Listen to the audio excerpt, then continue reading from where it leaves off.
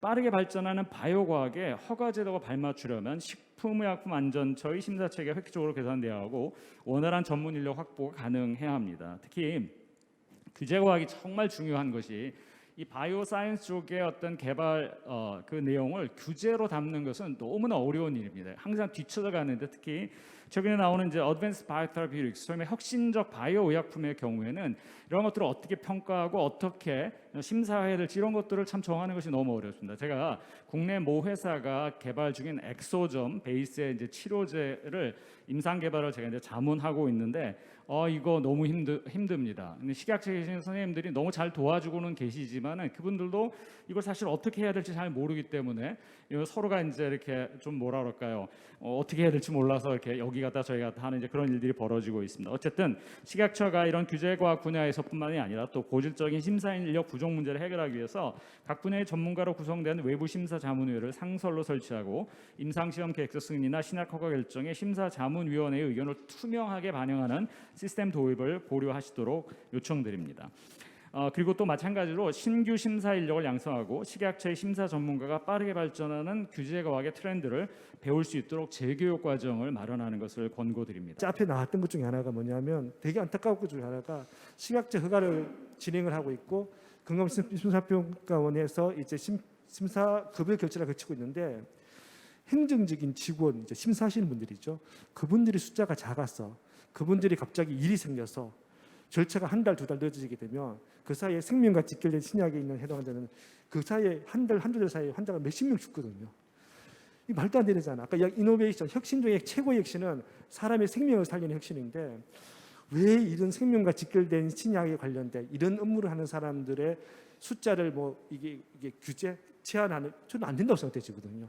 아마 윤석열 대통령 당선인이 이 생명과 직결된 신약에 대해서는 신속 등재도 도입하겠다고 했었고 재난조르비 지원제도를 통해서 급여가 되기 전이라도 지금 현재는 금액이 좀 한정돼요. 3천만 원, 4천만 원인데 5천만 원까지 해서 실손보험 정도 금액을 해주겠다고 지금 공약까지 발표한 상태라서 저는 이제 사회적으로 이러한 바이오 신약, 첨단 바이오 의약품에 대한 환경은 만들어진 것 같고요. 그럼 두 가지죠. 하나는 정부에 있는 사람들은 이런 약을 신속하게 쓸 수 있도록 제도를 만들고 또 제약에 있는 회사에서는 좋은 신약을 만드는 그러한 생각을 가지고 있습니다. 아까 계속 이영기 교수님이랑 다 말씀하셨지만 인력 부분입니다. 뭐 저희 식약처 심사 인력 그 작년 기준 228명입니다. 미국 8,000명이 넘습니다. 유럽 4,000명이 넘고 헬스 캐나다 1,150명 정도 됩니다. 저희가 조사한 결과 각 그 홈페이지 조사한 결과 일본이 한 580몇 명 정도 되고요. 그래서 이게 결국은 제가 생각했을 때는 결국 수수료 문제인데요. 신약 개발 수수료, 신약을 허가 신청했을 때 NDA 수수료가 우리나라가 803만 원입니다. 그리고 미국 같은 경우는 35억 정도 하고요. 유럽이 한 4점 몇억 정도 하고 일본이 5점 몇억, 헬스 캐나다가 한 3점 몇억 정도 합니다. 다른 나라에 비교해서 뭐 거의 뭐 100분의 1, 몇백 분의 1 정도로 작은 거죠. 이런 말까지 듣고 있습니다. 저는 그 외자 회사에서 식약처 규제 수준이 상당하니까 800 몇만 원 그까짓 거 내고 한번 사전 검토 받고 다른 데로 가야겠다. 뭐 이런 말까지 듣고 있습니다. 지금 그래서 결국은 이게 획기적으로 개선되지 않으면 계속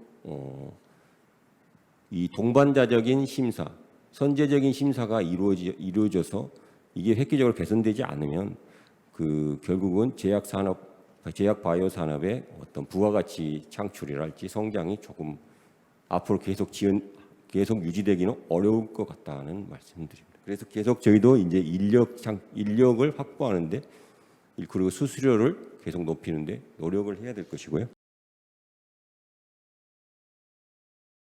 혁신 신약이 신속하게 허가되고 보험 급여가 이루어져 환자의 신약 접근성을 보장해야 합니다. 사실 개발을 했는데 급여를 안 해주면은 그걸 갖다 할 수 있는 방법이 없잖아요.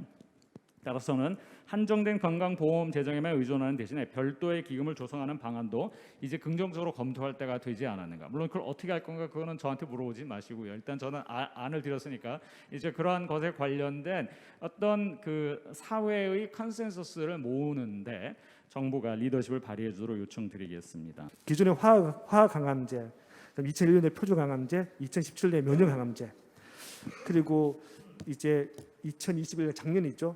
그 첨단 바이오 신약이라는 그 세포 치료제, 뭐 유전자 치료제라고 하는 이제 카티 치료제가 나오면서 이전에는 항상 효과 논란이 있었는데 효과 논란이 없는 정도가 아니라 획기적인 치료 효과를 내고 있는, 그리고 원사 치료제, 지금까지 몇 년 동안 항암 치료 받는 게 아니라 한 번 딱 치료 받는, 한 번만 투약 받고, 또 하나는 이제 환자 맞춤형, 당연히 환자의 세포를 추출하니까 환자 맞춤형 치료제니까 너무 좋은 거죠. 그런데 문제는 약이 고가일 수밖에 없는, 환자 맞춤이니까. 그러니까 이제 국가인권에서 어떤 고민을 했냐 하니까 이전과 달리 효과 논쟁이 없고 부작용 논쟁도 없고 누구나 당연히 써야 될 약인데 약이 좀 고가인데 그럼 당연히 어쩔 수 없죠. 경제 능력이 되는 사람들은 시가처 허가만 받으면 바로 비급여로 쓰고 돈 없는 사람은 어쩔 수 없어야 되는데 우리나라는 건강보험 제도를 운영하고 있거든요. 그러니까 국민들이 이때를 대비해서 건강보험도 내고 세금도 내서 세금적 일부는 국고로 해서 몇십조 원이 있잖아요. 누적도 지금 몇십조 원이 있거든요. 그러니까 이게 결과적으로는 돈이 있는 사람들은 비급여를 바로 쓸 수 있는데 돈이 없는 사람은 건강보험 적용할 때까지 기다리다가 죽는 거는 국가인권위원회의 판단에 인권 침해라고 본 거예요. 그건 안 맞다. 적어도 모든 약을 다 그렇게 할 수는 없겠지만 여기서 강조한 생명과 직결된 진약에 대해서는 건강보험 재정을 우선적으로 사용해서 환자를 살려놓고 그 다음에 행정적인 절차, 그게 이제 보통 보면 건강보험 심사평가원회, 약제평가위원회, 그 다음에 암질환심의위원회, 또 약과 협상 이런 과정이고 또 그 안에는 위험분담제를 적용하고 각종 이런 행정적인 절차들이 있거든요. 그런 절차를 다 진행하는 건 좋은데 일단 환자를 살려놓고 하자라고 하는 이 의미거든요. 저는 굉장히 의미가 있고 여기서 또 강조한 게 동시 심사 결정, 즉시 적용, 그다음 우선 치료 같이 굉장히 이 용어상 이런 행정적인 문서에 굉장히 이런 용어는 잘 쓰지 않는데도 불구하고 강조했다는 것은 그만큼 세상이 달라져서 예전에 표적 항암제 나오는 글리병만 해도 굉장히 열광했었지만 지금은 모든 사람들이 나에게 바이오약품이 바이오시밀러나 뭐 백신이나 이거와 첨단 바이오 신약이 좀 다를 수는 있겠지만 어쨌든 첨단 바이오 신약의 효과를 본 환자들 누구나 살고 싶고 누구나 치료받고 싶고 하는데 이 접근성에 문제가 있다고 생각되시거든요. 너무 산업 발전 부분만 이야기 드린 것 같아서 좀 환자 지원이나 환자 치료 부분을 좀 말씀드려야 될 것 같습니다. 방금 양 과장님께서 말씀하신 것처럼 작년에 제가 첨단 제품 허가 담당관으로 재직할 때 그 첨단 바이오 약품 1, 2, 3호가 나갔습니다. 그게 첨단 바이오법 시행 이후에 킴리아 미국에서 5억입니다. 그게 한 번 맞는데 졸겐스마 근위 축성 아트로피에 쓰는 졸겐스마 25억, 망막성 질환에 쓰는 럭스터나 9.5억 정도 합니다. 이런 제품들을 허가하면서 허가 전에 먼저 이제 안전성, 유효성이 어느 정도 확보됐다는 걸 확인한 순간이 있습니다. 그리고 허가 전 단계인데요.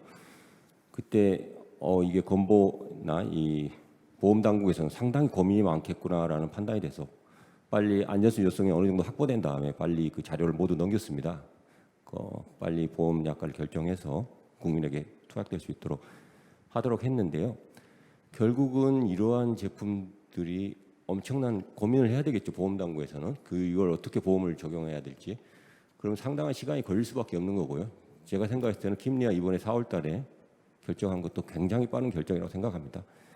저희가 허가가 한 4월인가 3월 정도 했는데 한 1년 정도 걸린 거죠. 그런데 결국은 이러한 그 허가부터 보험 결정까지 이 갭이 있습니다. 이 갭을 어떻게 메울 것인가. 그러니까 상당한 숙제인데요. 이게 결국 뭐 돈 없는 사람은 100% 보험 받지 말고 다 비용을 지불하면서 해야 되느냐. 뭐 이런 고민들이 있는데요. 그 고민에 대해서 예전에 이제 글리백 처음에 들어왔을 때부터 시작해서 저희가 지금 하고 있는 게 환자 지원 프로그램이라고 있습니다. 결국은 그 제약사들의 협조가 필요한 부분이거든요. 이 신약 개발 제약사들의 협조가 없으면은 안 되는 부분이죠. 이게 뭐 별도 예산이 있는 것도 아니고. 그래서 지금은 이런 걸로 교교하고 있는데 어떤 이런 게 앞으로도 좀 많이 고민이 돼야 되지 않을까. 꼭 식약처만의 고민이 아니고 식약처나 보험당국이나 이런 전 범부처적인 고민이 좀 필요한 부분이 아닐까. 이 갭을 어떻게 메울지에 대해서 좀 생각하고 있습니다.